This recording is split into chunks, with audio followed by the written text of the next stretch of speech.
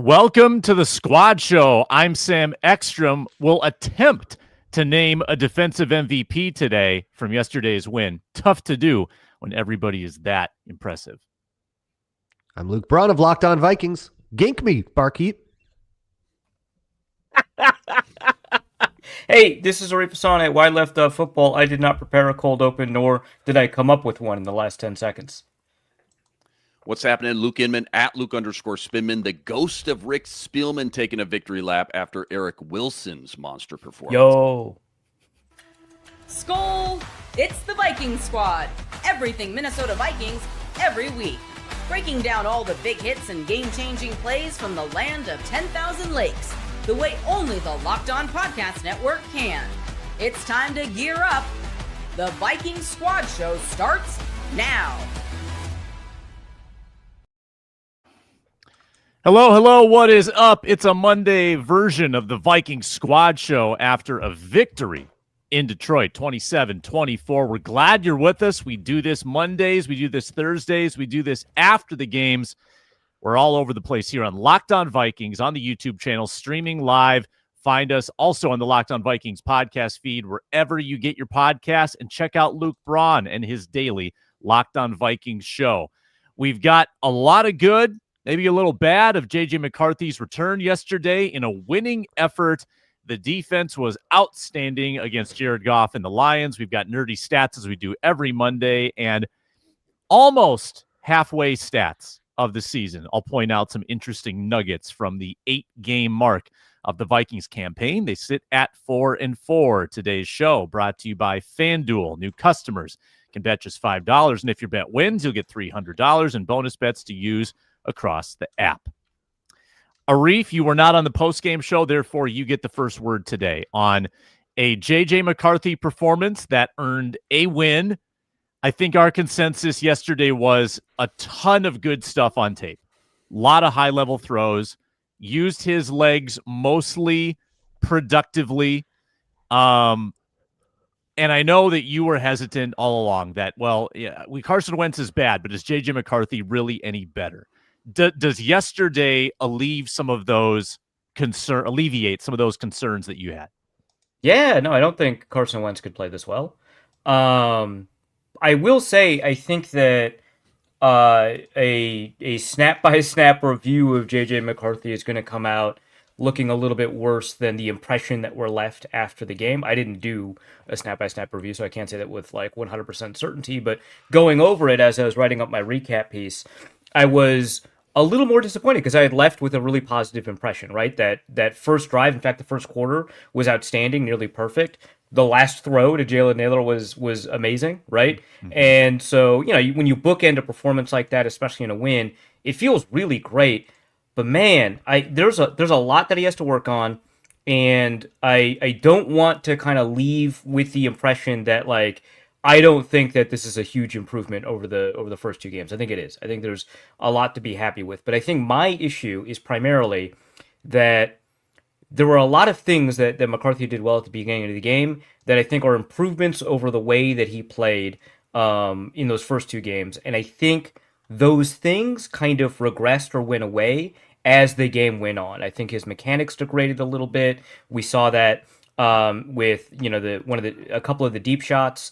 And I think that his accuracy was a significant issue, right? Especially throwing high, throwing behind a little bit. I think that the interception, which I'm a little surprised that Tom Brady live called it a tight window. It wasn't. The interception was thrown behind. Obviously, simultaneous catch, you could whatever, right? But the primary reason that could even have been a simultaneous catch is because it was thrown behind, right? And that's just one throw. You don't want to spend too much time on it, but high throws to Jefferson, high throws on short passes.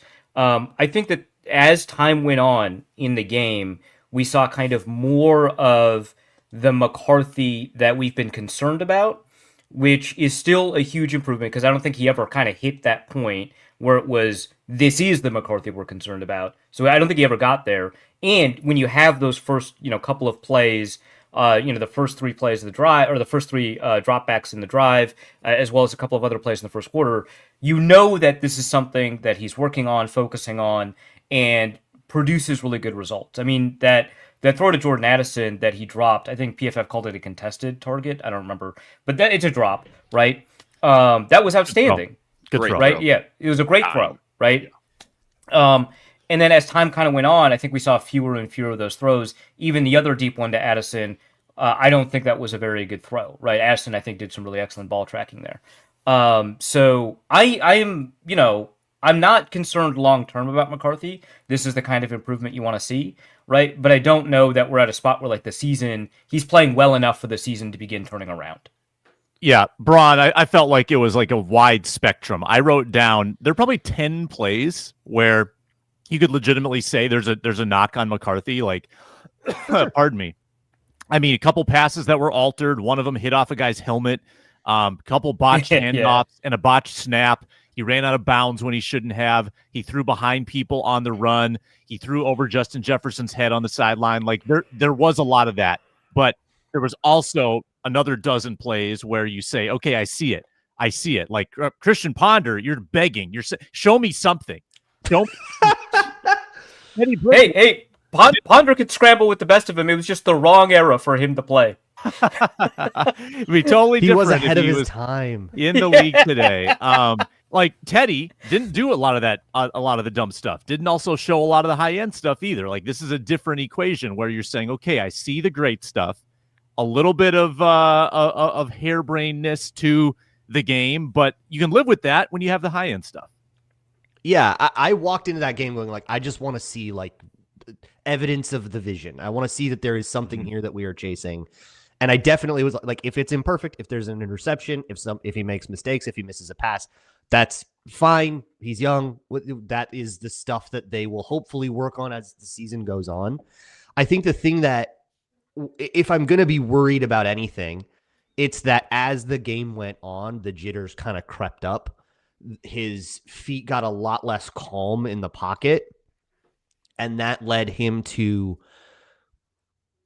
I think, make decisions that he otherwise wouldn't have made, or make throws off base that he otherwise wouldn't have had to make off base. And if you look at those inaccuracies, in particular the interception, which, yeah, maybe it shouldn't have been a pick, but I'm still counting it against him because it was not a great throw. And then the one where he sails over Justin Jefferson's head, wide open, both of those on the run. And it's just like a spatial thing. Like, he was a good thrower on the run in college and in all of the like training camps and all the times we saw, like, he's usually better at that. But in an NFL game on an actual NFL field, everybody moves a little faster, and that means the angles are different than you're used to. So I'm not surprised that some of these are ending up like behind Jalen Naylor. He's not used to throwing to guys that fast on the run. And so I hope that stuff. Sorry, just to wrap up, I hope that stuff clears up over time. And the like busted plays was the other one I was going to bring up. That feels like the huddle is still not being properly communicated. Yeah, I was just going to bring that up too. I think you the first thing, you strip everything down to the foundational stuff after those first two games. And again, only his third game, but I was kind of keyed in on the pre-snap stuff, getting the play in on time, getting to the line of scrimmage with more than 4 or 5 seconds.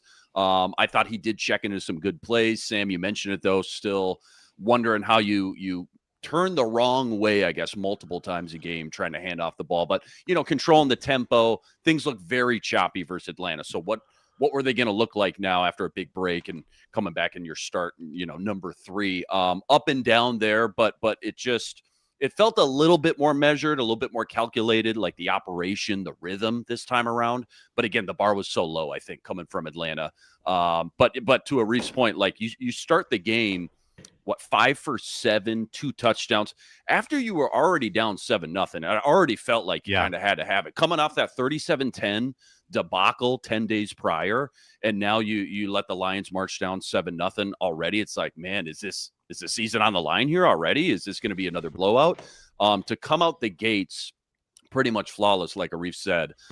That was fantastic, I felt like, because he probably felt like there was a lot of pressure on his shoulders to dig them out of that early hole. But the big gap in between, and going back to the Chicago game too, he ended with the big dramatics like he did yesterday. He started the game, though. I don't think they punched it in, but KOC's opening script got him down into field goal range, I believe. I'll have to look that up, but kind of the same performance there.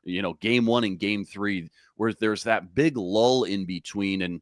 And granted, I mean, call it the clutch gene or whatever you want. I mean, just a confident kind of dime there to Jalen Nailor to seal the game. That, it wasn't always pretty, I guess, but when you had to have it at the end, the ability to turn into that, just kind of confident decision maker, whether it's with his feet in the Chicago game or, through the air yesterday, wasn't flawless, but it felt like it was much more efficient, I guess, than the Atlantic. It was not a dinky and dunky 143 yards. Like, there's some splash to the box score that the box score doesn't reflect, right? Like, you're talking about throw on the run for a touchdown to Hawkinson, beautiful throw to Jefferson for a touchdown, beautiful throw to Addison that gets dropped, beautiful throw to Jefferson that gets overturned.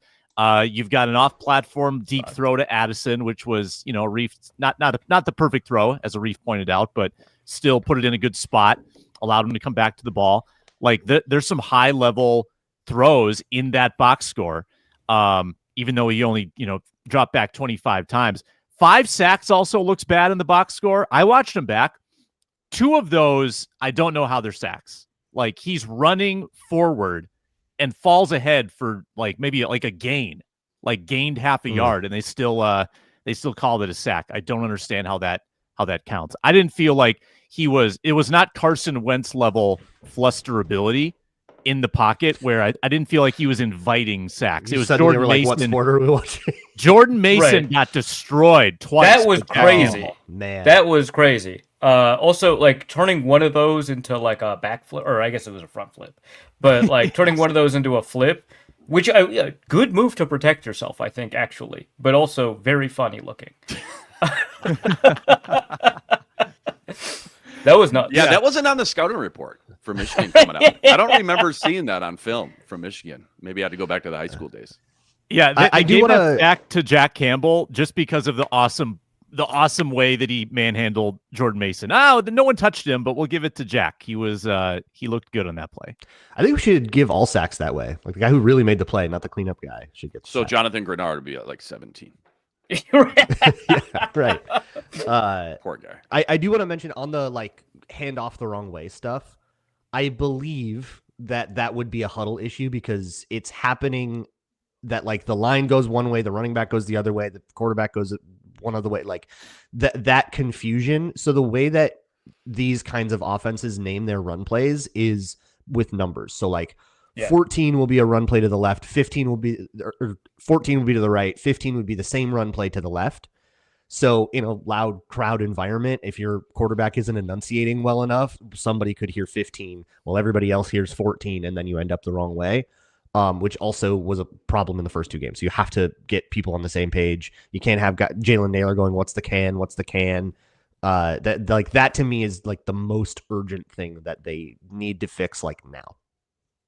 It was also kind of funny, Tom Brady points out, when you say 15, well, everyone knows that's a run play. Right. You can't shout it out to Nailor in the moment, so you just have to kind of do your best there. I think you probably just would have snapped it, and Nailor would have probably done nothing, and that's fine because he's a receiver out there. Right. Run play, but you got to get people on the same page in the huddle. They were breaking it at the right time though, so improve it. That was sure.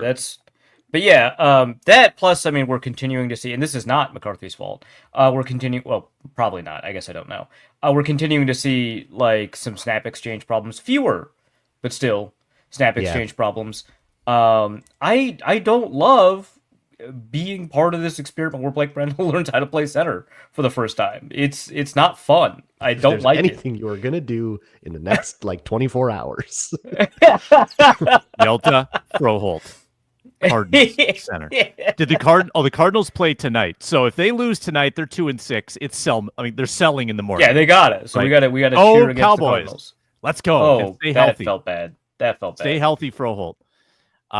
Let's get to the defense after this. The defense was relentless. They were impressive. They were creative. They almost all showed up. Really good work from Brian Flores. We dive in after this.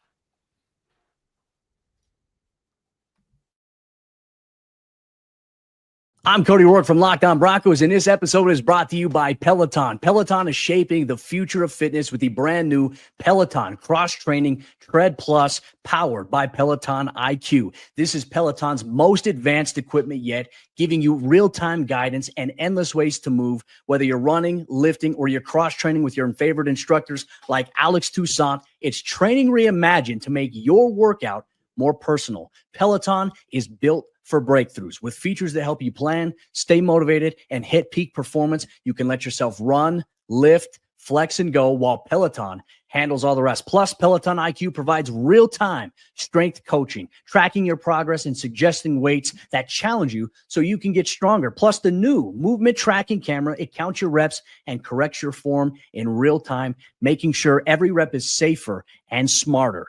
So let yourself run, lift, flex, push, and go. Explore the new Peloton Cross-Training Tread Plus at onepeloton.com.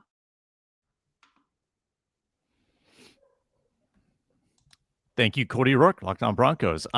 This is a good time to incorporate some nerdy stats, too, because there was some great stuff coming out about the Vikings' defensive performance. Let me preface with this one from Ben Gessling. Jahmyr Gibbs gave up 7 pressures on 16 dropbacks, tied for the most by an RB since 2018. I will also add this, 11 pressures from off-ball linebackers, most in the league. You took it. 2021. It was Wilson, Cashman, a little bit of Ivan Pace, blitzing up the middle, wearing down the running backs, who did not have a lot of juice yesterday. Gibbs neutralized, Montgomery fumbled, really outstanding work, and a way for Flores to, Arif, we talked about how dangerous blitzing against this team was, and he looked at that and he said, not only will I call you, I will raise you, and I will blitz even more than you thought that I would. It was really, really unbelievable. Yeah, no, I thought that was a really remarkable game. We actually didn't see very much defensive linemen being put into the A-gap, which did free up these linebackers to continually occupy either side of the center, which led to the cross-dog blitzes that created a lot of these pressures. This is why we saw a bunch of great stuff from Eric Wilson, from Blake Cashman, from a pressure production standpoint. I think it was also pretty interesting because that pushed Jalen Redmond out to playing over the tackle a lot, right? That was, I think, pretty stunning stuff. So, I don't know, it was an incredible performance from the defense all around. I think a lot of it had to do with the way the front seven was aligned, the fact that I don't know about lucky, but the fact that they didn't have to worry too much about the fact that Jeff Okudah was injured because they were going to be in some kind of heavy personnel throughout the game just because of the way the Lions set up. Gave them opportunities not just to have Eric Wilson and Blake Cashman on the field, but also sometimes Ivan Pace. It also allowed them to put 3 defensive linemen on the field instead of 2. And they are just better living there than they are necessarily having to play against 11 personnel all the time. So a pretty good matchup in terms of the things that they wanted to do, things that they needed to do. But also, I think, astounding game plan. Some kind of whenever we see people mugging the A-gaps, you were always kind of reminded of Mike Zimmer. Some elements of that, especially with the edge rushers kind of dropping off into coverage. Yeah, I don't know. It was kind of interesting because the next gen stats thing coming from the broadcast was they're not blitzing that much. And then you take a look at what PFF is saying, which, different charting organizations will define things differently. And PFF is there's a 60% blitz rate in this game. And it's it depends on if you're counting spies, if it's whether or not you're counting people who cross the line of scrimmage and then maybe drop back. But a lot of it is these linebackers are pushing forward, these edge defenders are pushing back, right? Andrew Van Ginkel had I think 12 snaps in coverage, right? Out of the 27 snaps against the pass in general that he had. We had some from Dallas Turner, we had some from Jonathan Grenard. Really, I think, creative game plan in the sense of this is not really how the Vikings have done this a lot, but also kind of a throwback to what the Vikings have been doing kind of historically. Really fun. Yeah. Inman, I thought of the Leonardo DiCaprio meme where he's snapping, pointing at the TV. That's Mike Zimmer. Mike Zimmer's whoa, Eric Wilson in the A-gap? Whoa, yeah. I've seen that before. Right. Yeah, just need Harrison Hand out there on the boundary. That's it. That's the only piece you're missing.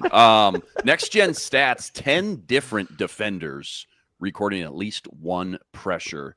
Just kind of goes back to Arif's point. Generated pressure rate of 47.6%. That was a season high 5 sack. Lions had a season worse, I guess you'd call it. 10 penalties, 5 sacks, 10 plays for negative yardage as well. Just goes to, again, attest just to how dominant, and I think what a sound game plan, not just bringing pressure, but bringing pressure where you got to get it after Jared Goff in the pocket interior wise too, right? In that A gap, like Arif mentioned. So Eric Wilson led the team with 6 pressures, 2 sacks on 17 pass rushes. I know we're going to get in a defensive game MVP. Tough to pick one guy though. I think if I had to pick one though, I'd probably be Eric Wilson at the end of the day. I agree. He was out there. I have to pick Blake Cashman. That was outstanding. Both had an unbelievable day. Wilson probably had some missteps in coverage, couple missed tackles, but it just felt like his fingerprints were all over he made those splash plays that changed drives, that derailed drives for Detroit. Cashman was really good too, though. Yeah, the fumble, man. 14 tackles in the fumble. Yeah, the fumble was huge. The reason I want to pick Cashman is A, the splash of the fumble. B, I think, Wilson wasn't on there on every snap. Cashman was, and I think that there's like a reason for that, and I think kind of the plays that don't occur are also plays that maybe there wasn't a giant tackle for loss, but nobody got over the middle on mesh, and we just don't see that target not happening, right? That's just the nature of defense. I think Cashman played a really big role in that. He was targeted, I think, 3 times in coverage for 5 total yards or something like that. Really outstanding performance from him from a coverage perspective. I think Wilson's missed tackles are not a huge deal to me. A lot of them occurred in the backfield, which then led to other people getting a tackle for loss.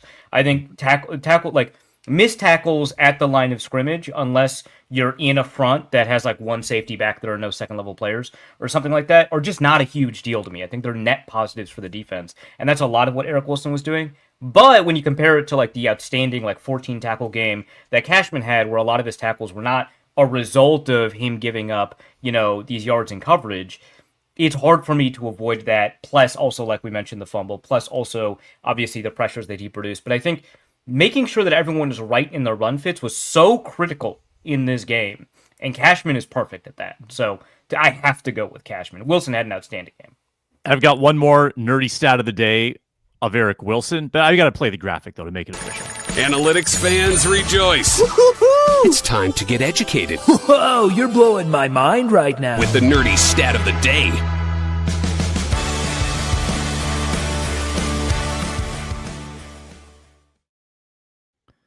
Only 3 inside linebackers have blitzed more times in a game this year. Frankie Louvu twice. That's his job. And Derek Barnes 1 time. Also his Derek job. Wilson, okay. 18 times yesterday. That's so funny because Barnes and Louvu are the Anthony Barrs of this generation in that they are primarily pass rushing linebackers, just like Ivan Pace. And then there's Eric Wilson, who was a safety in college.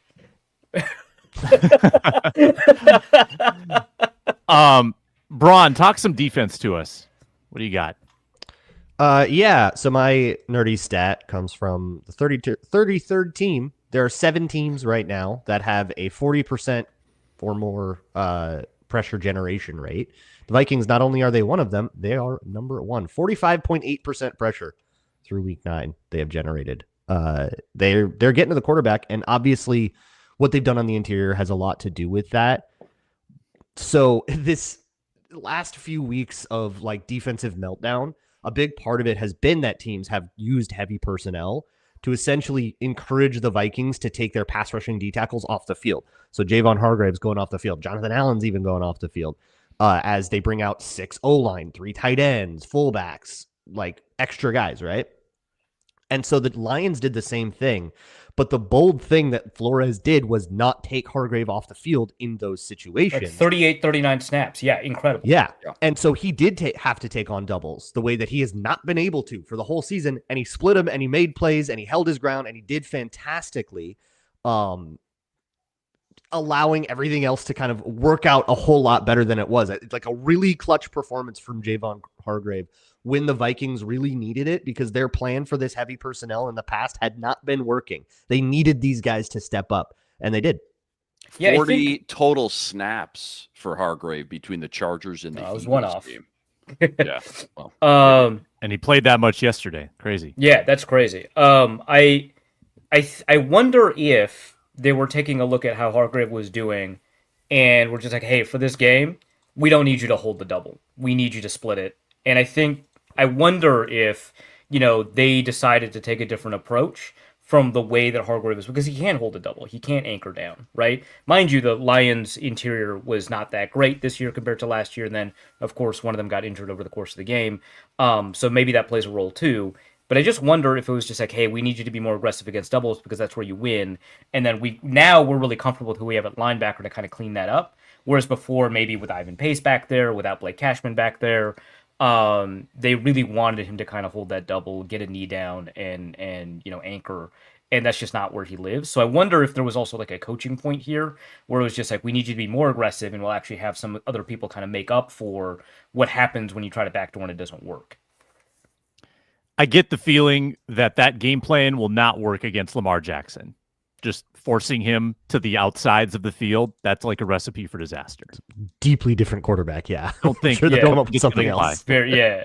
But no, keep Jalen Redmond at edge defender, though. That actually...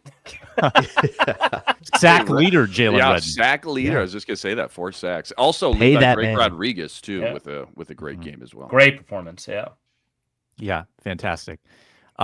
Little bit of, we've said Brian Flores is the safety whisperer, and I know there's kind of a big whiff on Brian Asamoah, but they've gotten a lot out of linebackers. Maybe it's Equazi's the whisperer, because they've identified Cashman, they've identified Wilson. Kamu Grugier-Hill was good in relief last year. They got a lot out of Jordan Hicks relative to, I think, where Jordan Hicks was in his career. It's been a good run, these interior guys, especially at value, I would say. Like Wilson, unbelievable value right now. Cashman, value. Just really good offseason work. I think you're right. I think one of the things that will complicate this is that a lot of people who don't like Kwesi will say, well, actually, Brian Flores identified that guy, and it was just Kwesi's job to sign him, which obviously there's always a conversation between the two, right? But I think that when it comes to player acquisition, we're well positioned to just kind of primarily put it on the general manager and the pro scouting staff. And I think that you're right. I think that the acquisition of linebackers has been really, really astounding. I think that, I don't know, like Kwesi gets a bad rap from fans, and I totally understand why, because drafting is kind of like the preferred method for building your team. But the job is not drafting. The job is building a team. And I think in terms of fielding rosters that are talented and competitive, Kwesi has done a good job. Now, the lack of drafting means it's probably not sustainable. Sure. But, like, the team has talent, and he's the general manager. I don't know. Hey, didn't he draft Troy Dye? Isn't Troy Dye out there playing football somewhere? I can't quite give them all the flowers on like personnel stuff, because they had spent so much of this year trying to figure out who is good on their team. If they finally found the formula, like great, but it's past Halloween. Why didn't we know who was good week one? Like maybe we could have done a little better in some of those games, but that's a coaching decision. The who plays what? That's sure, a coaching decision. Yeah, no, I'm talking about the unit as a whole. Okay. And kind of an own goal to have this like really exciting Brian Asamoah thing, and then just kind of like usher him quietly out of the organization for a guy you're going to bench a year and a half later. I don't know. I can't quite like say I love the process here, but that's not fair. Brian Asamoah was drafted. We know that doesn't count. It's only undrafted free agents and pro free players. agents. Yeah. Yeah, I don't know. I've got questions. All right. Kobe hey, King's game. Gone. Great game. Oh, Kobe King. Kobe King. Yeah, Kobe King. Another nice. That is a GM decision. Yeah, trying to sneak him onto the practice squad because you can't possibly bear to cut Tavier Thomas or Austin Keys. Those guys are key special teamer. Tavier Thomas. We'll get into him. I've got some impactful special teamer for sure. Very impactful is a word. Question in the chat: have the Vikings made a stop on 4th down this year? They have made 3. They are 3 of 11 They stopping made fourth downs. 3. Hey, Not any on Sunday, but they made 3 this season. Yeah. 26th in the league in fourth down defense. Not Ooh. not excellent. We'll also answer this question: will the Vikings be buyers or sellers before tomorrow's deadline? Plus, I've got some halfway stats that we can extrapolate. It's not halfway, I get that, but 17 is a prime number. Sure. We are brought to you today by Supply House. When the opening whistle blows on a new repair, get your crew moving forward with Supply House. Order today. See parts on your doorstep tomorrow. Over 280,000 plumbing, HVAC, and electrical items from the most trusted brands in the business. Their real-time inventory and honest lead times keep you from punting projects, while their industry-leading customer service always has your blind side covered. The Part Finder tool is key. 3D schematics can save you hours on jobs where every detail matters. Take advantage of that technology. The next day delivery, super convenient. Don't have to wait for, supply chain issues and delays. Next day. Join the free Trademaster program today. Score serious perks like priority shipping, lower prices, and a dedicated support line. Visit supplyhouse.com to sign up for free and use promo code SHNFL5 for 5% off your first order. That's supplyhouse.com. Real people, real service.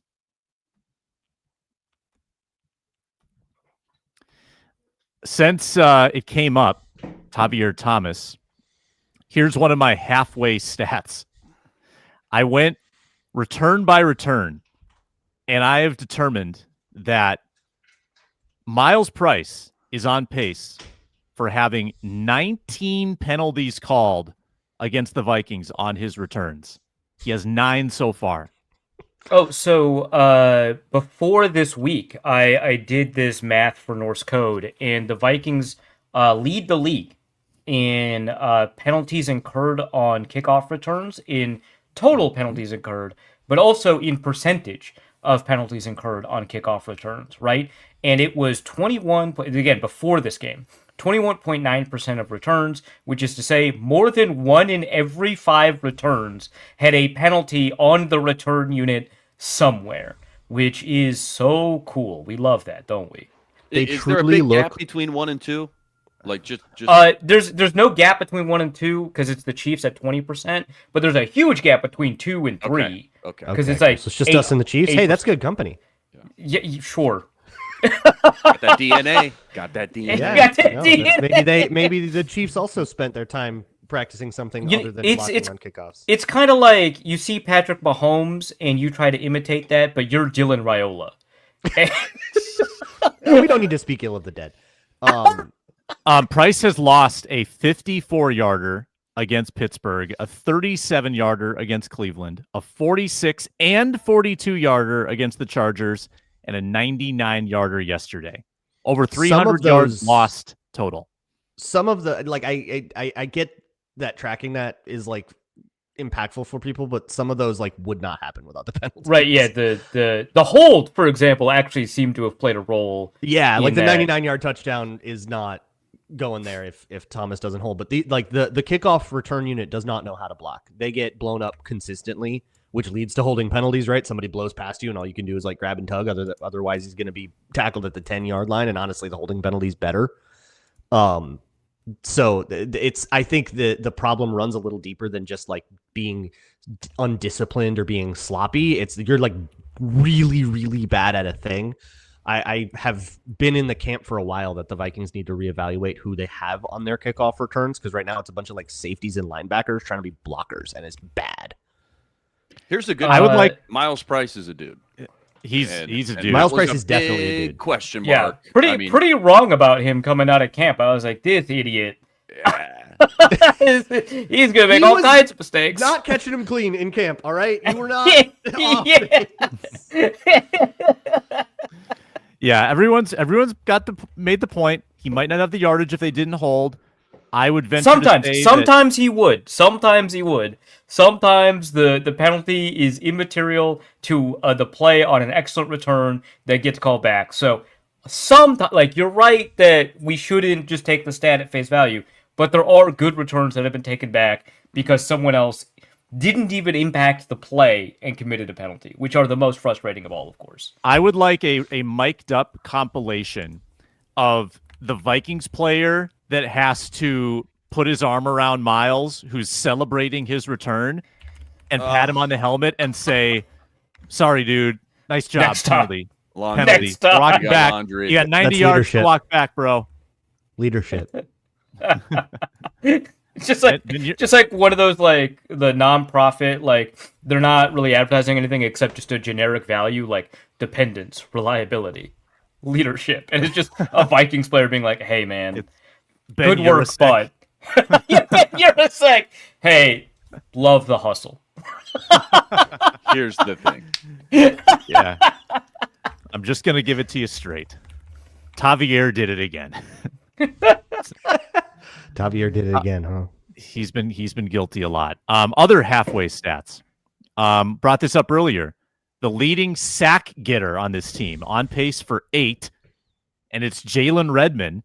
Meanwhile, Jonathan Grenard and Andrew Van Ginkel Van Ginkel's only played in a couple of games.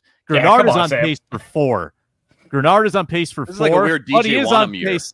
Yeah, he's on pace for 20 though, like where he was close. He's going pace for Yeah, 20. he's on a Hall of Close. Fame Gotta- pace for that. Gotta He'll hand on him. he'll finish the season with like 12. Don't worry. It's like a about Daniil Hunter year. It's like nothing ever changed. it. You're saying Yeah, it's positive regression. Inman. It is like a reverse DJ Wanham year, right? Because it's like Right. he's doing all the work, and then someone else gets a sack, and it's like, well, I'm glad that someone got it. Well, sometimes they don't. Jalen Hurts just like if Grenard wasn't getting him, then it was like a 40-yard play. Yeah. Or Justin Herbert would just go run into the vacant middle of the field that they had every play. Yeah, that's not wonderful. Don't do that. I had a is my- schematic suggestion for that one. Seems my like they papered it over. Yeah. Jordan Addison, I took into account the 3 games he missed, so he's going to play 14 games. If he plays the 14, he is on pace for exactly 1,000 yards. Exactly 1,000 yards. He's on pace for 12-14 in a 17-game pace. Pretty productive. Justin Jefferson on pace for 13-79. That is Decent important to me personally. Decent year. That would crush Can the I just say, over-under. go back to Jordan Addison? His ball Yeah. tracking skills have been working overtime this year. Yeah. Yeah. Mhm. What was the over? Got one more. 1,200. 1250. 1250. Jesus 12. Christ. Yeah. He's had Well, I some, mean, some like the- no-show games though. I shouldn't call them no-shows because it's No-show. probably like doubles and stuff. But and sometimes it's that the offense can't figure out how to get the ball out of the quarterback's hand at all. But like Hey, there have been the- some like this will not be a statistical year like 2022 was for sure. Yeah, I mean that first game of the season, like Jefferson was really actually playing behind his level of talent. This game was just like, hey, maybe don't throw it that high. So the Vikings are on pace for 6.4 interceptions this year. What's the point If they end odd Okay. odd calculation there because there's 17 games. All right, If they end with 6, that would tie the franchise low. Franchise low was set in 1970. 6 interceptions. huh? Like in the middle of their like defensive run. Well, probably They because just no one was stacked- throwing the ball They back. stacked the quarterback way too much. Yeah. Yeah, no one was throwing the ball back then. Let's get to Jay in the comments. I did want to get to this. Will they be buyers or sellers tomorrow? I think that winning yesterday does matter a little bit. The division suddenly got a lot tighter. You're a game and a half back of the Packers, and you play them in 2 weeks. I think that buyer is on the table, and it might not be a big buy, but I think adding someone, some piece, some depth piece is on the table. Yeah, I went into this on the post-game show yesterday. But for me, the trade deadline it's not the NBA where like there's haves and there's have-nots, and the have-nots all give their players away to the haves, and then the contenders all like go on a shopping spree. It's a lot more about individual like contract situations in terms of like who's available and stuff. Like you will see teams well in a playoff run like trade away a starter because the contract situation is that they're going to get let go next year, and you're only trading away 8 games, and the value is different. So I could honestly see either. I could still see somebody like Ivan Pace getting dealt because he was a starter. He's getting benched. They're probably not going to pay him now. And they might want to try to eke out value out of that. I could also see them go be a buyer, go find somebody like we were joking about a center, go find some corner or something like that could help them out to fill in, especially with these really scary concussion issues they have with some people they were going to rely on. So I could definitely see either of those things. The only thing I'm pushing back on is I just don't think it matters if they're 3-5 or 5-3 or 4-4 or 6-1. It doesn't matter. Yeah. Center, I've tossed out Yelda Froholt from Arizona. Arizona could be 2-6 after tonight. He's also got a pretty fair contract for next year as well. Don't know if Arizona wants to part ways. I don't know if they have a backup. That's also a thing. A lot of teams don't just have someone that can step in and just be that guy. These rosters are not huge. They're not limitless. That matters as well. Like, you're just going to give away a center and leave maybe you have a franchise quarterback back there. Maybe you have someone to protect, right? This is all part of the consideration. Like the Titans are probably not trading away any offensive linemen. Like, I think that's a good point. Yeah. Yeah. I think they need a body at corner. I mean, if the only recourse is to call up Fabian Moreau, you can't even trust Dwight McGlothern. I think Moreau only got targeted once. Shut down Island. Yeah, look at that. Yeah. Moreau, the island of Fabian That's Moreau. Right. We're back. Cut that island. Let's go. Oh, man. I was mad at Isaiah Rodgers yesterday on an island. That whiff on James, was it Williams? I think it was Williams. I don't think he played. I don't think he played well, but also we should acknowledge that was very clearly offensive pass interference, and it's very difficult to play well when somebody gets a full extension push off right onto your shoulder pad. Again, down. Yep. Yeah, and again, that sometimes that's going to happen, and you're going to have to be a better corner than that, because it's not always going to get called. So I do want to say, hey, there is something here for us to criticize Isaiah Rodgers for on that play, because initially it looked like he wasn't tracking the ball well and he slowed down, and it was like, what are you doing, man? The ball is but like, that's not exactly what happened, but he still should have been able to fight through it, or he should have had better hand fighting. Very difficult task when it's being penalized, but we should acknowledge that there was an uncalled penalty there. And I've had most people in my mentions, say like, hey, they probably should have called it. But there are a couple of people in my mentions be like, well, that happens on every play. Or Justin Jefferson pushes off all the time, which actually the better argument is Adam Thielen does. But I think there's a difference. Anymore. Yeah, well, right. He would, right?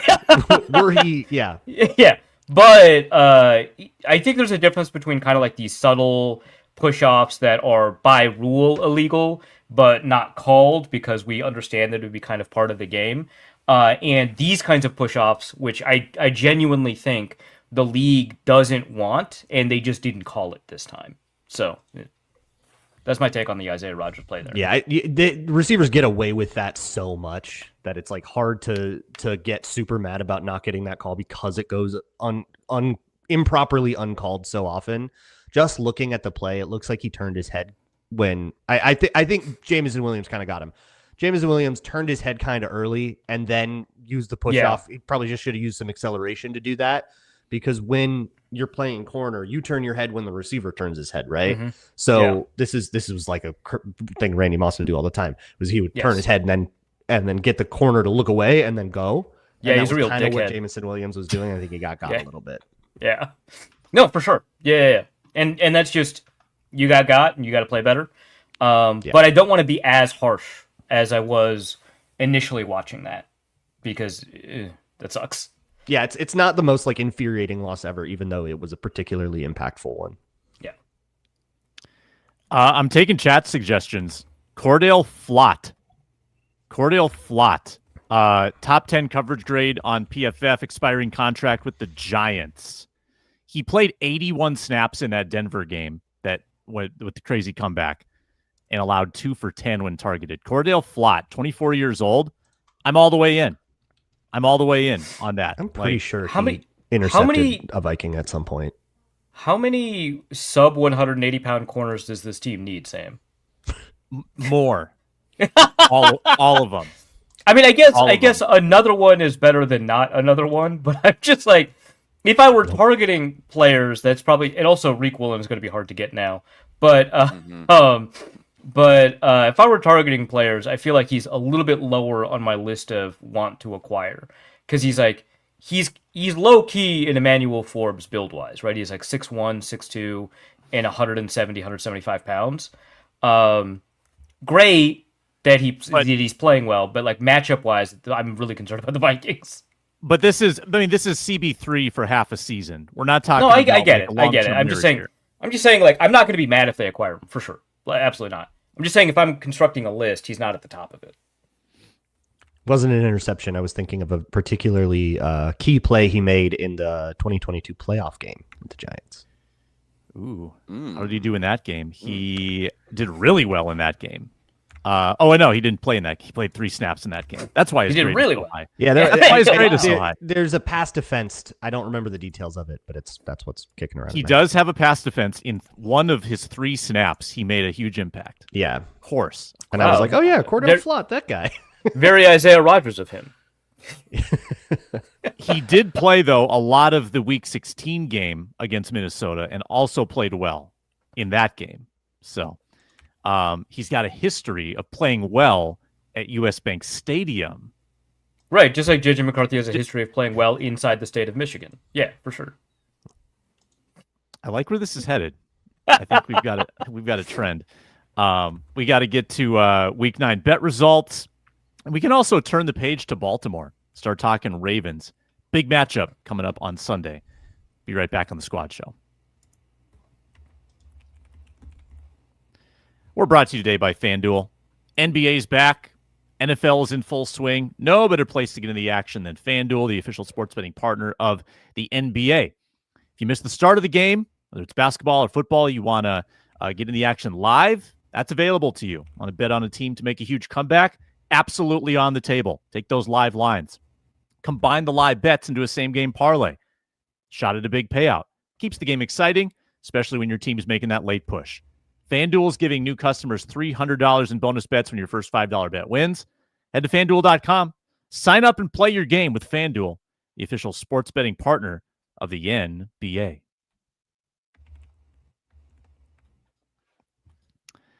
Luke Inman, you want to guess the Ravens-Vikings line if you haven't seen it already? I'll guess Ravens by 2.5. 2.5. Ravens are favored by 4.5. Oh, I was going to go by 5. That moves from yesterday. It was 3.5 yesterday. I guess the bettors really weren't all that impressed with JJ McCarthy's game. Yeah, they all looked at the box score. Yeah, idiots. The Vikings have a rest disadvantage like every game right now. You notice that? The Vikings are off of a 1.5 week break. Oh, the Lions had 2 weeks off. Ravens are on a 1.5 week break, coming off the Miami win. Well, it worked this week, so there you go. We'll just keep rolling with it. They're just rusty. Yeah. Come on. Did you know the Lions the last 2 years scored 88 points coming out of their bye? 44 points per game. Wow. And they would crush teams at home this year too. Yeah. Matt Derry on the crossover actually theorized that this would happen because of how the Lions played off the bye in the playoffs. They were they kind of got a little bit complacent off the bye and they were rested too much. And he was worried the same thing would happen. And sure enough, he emailed me. He was like, I told you. Wasn't it weird that they didn't practice on Wednesday off a bye? Yeah. Their Wednesday practice report was an estimate. That was strange to me. That was very I'm odd. no coach, but I do feel pretty convicted in my take that teams are better when they practice. And we've seen a lot of evidence of that this year, that when you practice, you play better. Yeah, but also on the other hand, every time we hear a coach say, we had a really great week of practice, it was one of the best weeks of practice we've ever had, they're about to get blown out by 30 points. So yeah, that's clearly they're just you don't want to hear that it was a great practice. You just want to hear that they practice. We had a practice and it was honestly awful. To your point, Sam, one of my listeners actually went through every single game in rest advantage and disadvantage. We have a rest disadvantage in 4 games, and an advantage in only 2 this year, not counting the disadvantage that comes from, the Thursday night West Coast thing that seems to always get them, or the advantage that came from being in London for an extra week when the Browns came. But just in terms of like rest days, which is pretty bad. I feel like the schedule makers usually try to make that pretty even. The Ravens are 3-5. They were 1-5. They had their bye week. They've come out. They beat the Bears. They beat the Dolphins. Lamar is back. If they ran the table, would anybody be surprised?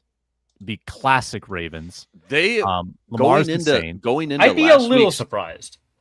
Going into last week's Thursday night game with the Dolphins, they were favored at 1-5 to win the division.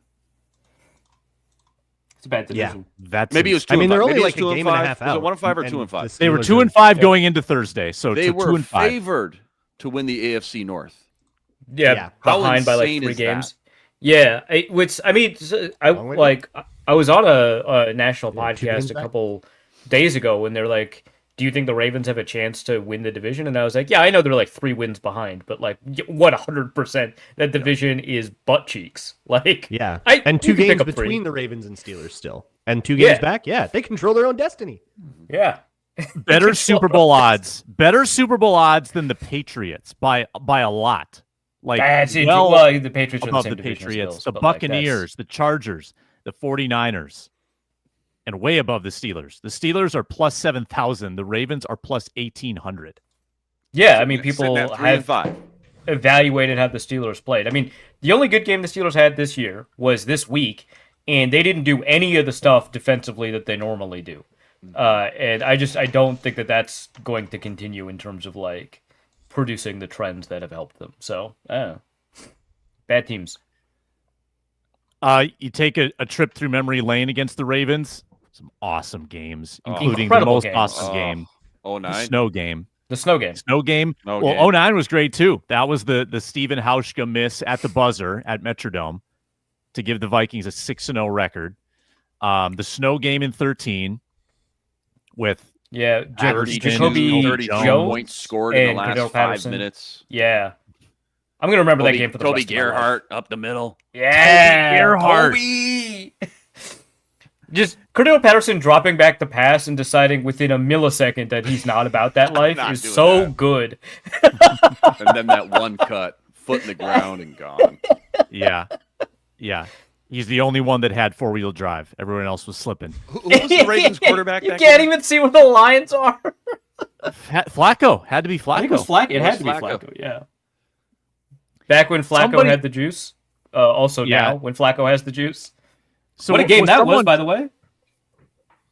Yeah. Oh, my goodness. That was very similar, honestly. Flacco's like, whoa, deja vu here with that Bears game. Someone came in 2017 in the year the Vikings defense was incredible. I don't know, maybe it was Flacco, but the Vikings owned that game pretty easily. But then 21. They killed the Ravens in 2017. And it was one of those that turned into a 1-score game because they were down 14 and scored with literal zeros on the clock. Oh, yeah. Yeah, beautiful. Yeah. Love that. Eked it out, 1-score game. Probably a backdoor cover somehow for them, too. Was that, did that help engineer? No, never mind. I got the years wrong. But yeah, that was. The Ravens were like super off that year. And then the 21 was crazy. 21 was. Yeah, that was the so CJ crazy. Ham high point. I'll never forget it. I think they both entered that game having over the past 2 years number 1 and number 2 in close game wins. So like in a sense it was a title game. A championship of sorts. Of sorts. Yeah. Wongwu had a kickoff return. Cousins had a last-minute drive for a TD. Did they have a chance to win in overtime? I can't remember if the Vikings got the ball and failed to. Yeah, failed to move it, and then I think the Ravens walked off. It was at the very end of overtime, wasn't it? I think. Yeah, it was tie-ish. Yeah, deep into OT. We're still on the trend, by the way, that if the Vikings beat the Ravens, they go to the NFC Championship, and if they lose to the Ravens, they fire their coach. That's been true since 2000. Oh, okay, cool. Yeah. And it's also followed home and away too. Like they always lose the road game but win the home game. So get your playoff tickets. 98, that was true. 2000, that was true. 2017, that was true. And 9. Oh my gosh, 4 in a row. 2009. What? You can't fight it. Trend. Just buckle You, in. you No, it's can't. You cosmic. can't fight it. Yeah. I am ready to be hurt again, I suppose. Yeah, we'll dive way more into the Ravens on Thursday's show. Bet results. The rich get richer, the poor get poorer. I had 2 parlays that went 1 of 2. Jordan Mason was 3 yards short of going over.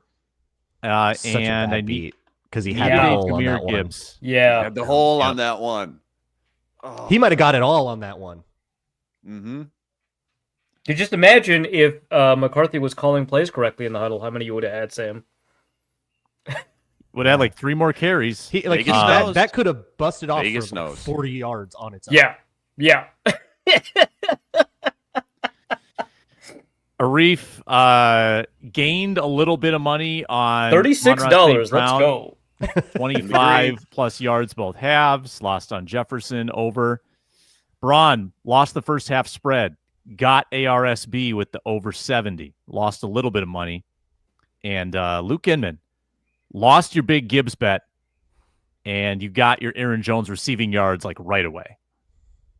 Yeah. Lost a little money. Yeah, 13.5, right? Yeah. Yeah. They did. I believe they changed a reception into carry, and he still hit. No, he's still- I was I gonna saw say, that yeah, big because the 31 rushing yarder- numbers looked a little inflated, and I was like, oh. Yeah, that big 31-yarder was behind the line, but behind the Yeah. quarterback. So that was actually a toss. With Yeah. Gibbs, it's like, oh, it just takes one play, any play. But it really felt like, man, this is going to be a struggle all day long, early on, like after the first couple drives. That one didn't even come close. But it was nice to once again be the only person who made money this week, a whole $36. That's McDonald's DoorDash, I think. So Real money. Like half a one. Yeah. yeah, it's half a McDonald's. Like a small, like a snack wrap or something. Yeah, get the chicken McNugget kids meal for sure. Yeah. Luke Braun still has a sizable lead. Andrew Sendejo did indeed take Mike Wallace's head off in that 2017 game. Yep. Oh, yeah. I mean, it helps that Mike Wallace had formerly played for the Vikings, so Sendejo knew who to aim for. He knew his route. He knew where he was going to snap that route off.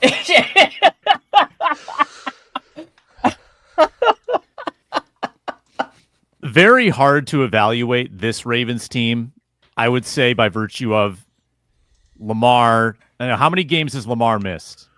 He's played 1, 2, 3, 4, 5. So he's missed So Lamar? he missed. Yeah. Yeah, he hasn't played 5, has he? Has he? It says he's played 5. Okay. So he missed the Texans game. They got smoked. Missed the Rams game. Got smoked. They And the won. Bears game, right? They won the Bears game without him. Yeah. Tyler Huntley, right? Because the other two were Cooper Rush, right? And that one was Tyler Huntley. Yes. Yep. Yep. That's correct. Hey, man, Snoop made a Pro Bowl. They should have had him all 3 games. Yeah, this is a worrisome game, though. Ravens need it. Tough. It's going to be really tough.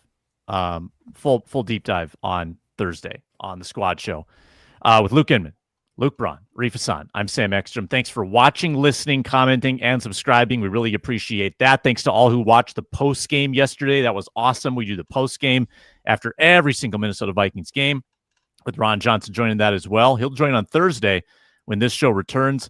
Luke Inman in the host chair again on Thursday. I'm out. So I will talk to you next week on the Squad Show. For the rest of you, we'll see you Thursday.